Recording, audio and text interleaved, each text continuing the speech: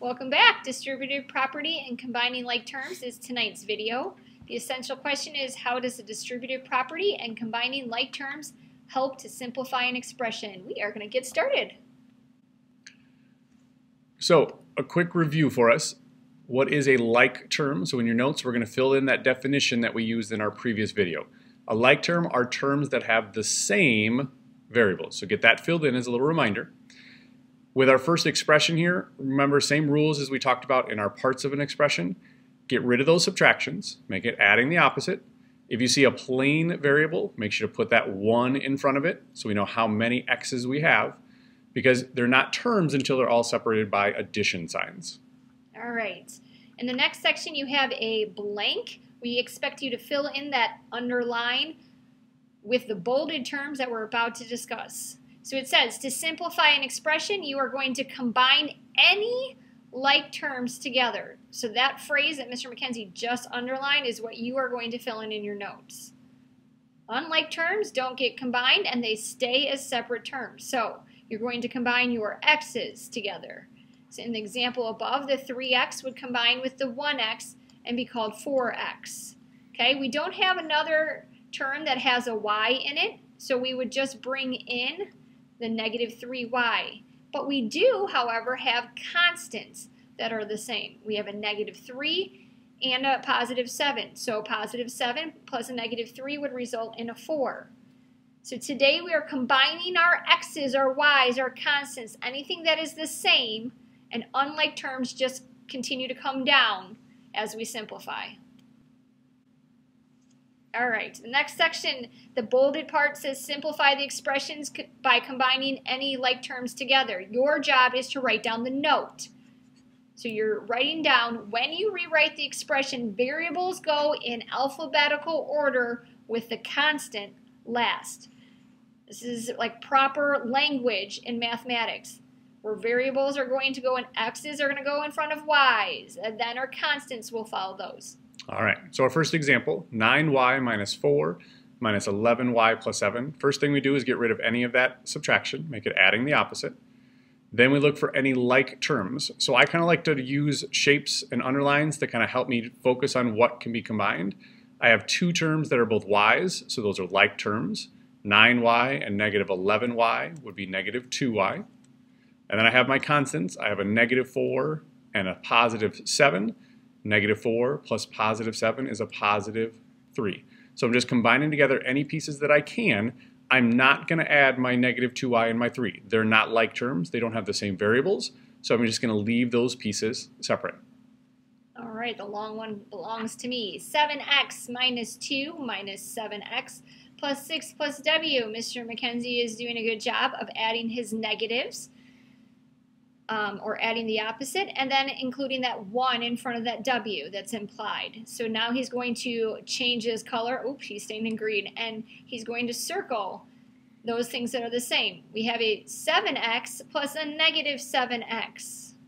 Sorry, I'm just getting all my shapes in there for you. But a 7x plus a negative 7x is a zero pair, Mr. McKenzie, so that goes away. So you can don't write the 0x. 0. You don't need it. That piece just drops out. As you simplify, it would drop out, is what I was going to say. 1w, or w, can be brought down. And then we're going to combine the negative 2 plus the 6. Make sure your negatives are big enough that you can see them as you're combining with some of your messy homework. 6 plus a negative 2 is going to result in 4. So w plus 4 is our simplified expression. So when you go to write that final version, it's okay to get rid of that 1 there. Are you doing the next one, or am I doing it? I don't care. All right. Next one. When a number is right next to our parentheses, remember that's really code for multiply. So anytime you have multiplication going on in a problem, multiplication happens first. We don't worry about combining like terms until after any of the multiplication happens. Multiplying comes before adding anything. So negative 5 times 2x would be negative 10x. In this case, there aren't any other terms, so it's as simple as that. See, you always get the easy problems. So we're going to multiply first, then or add or subtract, following order of operations. 6 times negative 3 is going to give us a negative 18w minus or plus a negative, thank you for making that happen, 4w. So negative 18 plus a negative 4, those are same signs. We're going to add them up. So we're going to have negative 22w when we're simplified.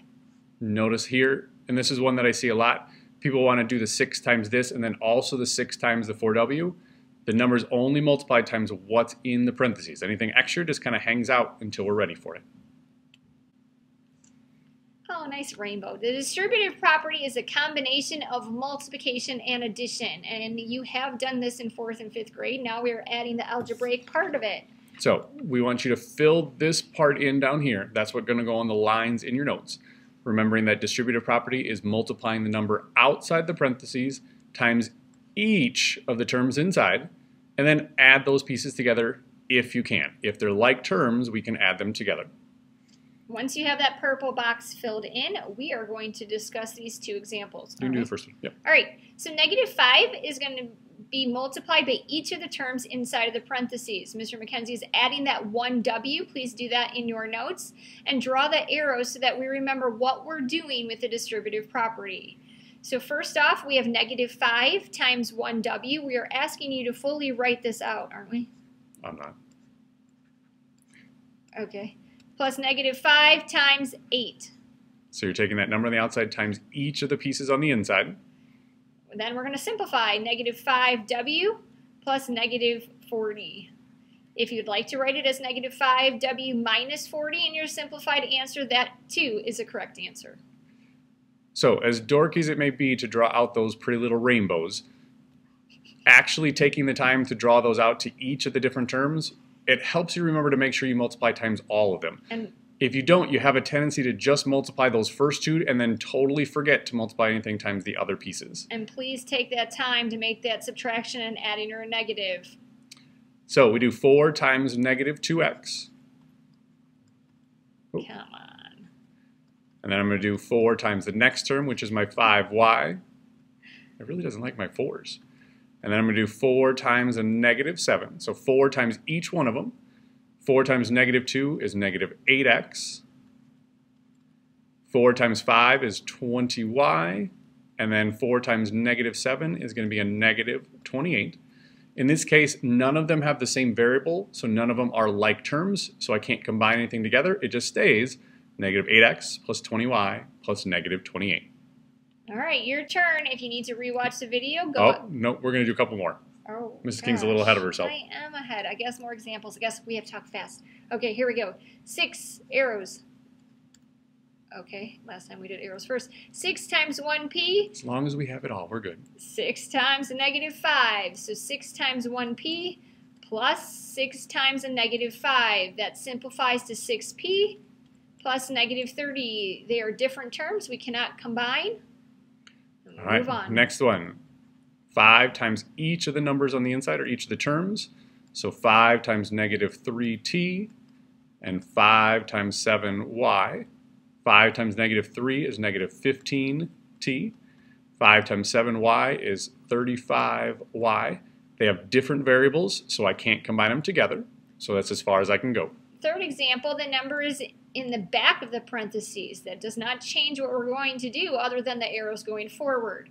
Change the subtraction to adding a negative 6, and then here we go. 8 is going to multiply a negative 3x, plus 8 is going to multiply a negative 6. So 8 times a negative 3x is negative 24x, plus 8 times a negative 6 is negative 48. Negative 24x plus negative 48 is our simplified version. Cannot combine. All right, last one. Remember when you see a plain variable, write that 1 in front of it, and then we're just going to multiply each of them times our 1/2. 1/2 times w, and then 1/2 times 6. 1/2 times w is just 1/2 w.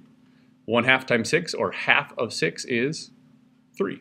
And again, they're not like terms, so we can't combine them together any more than that. Now it's your turn.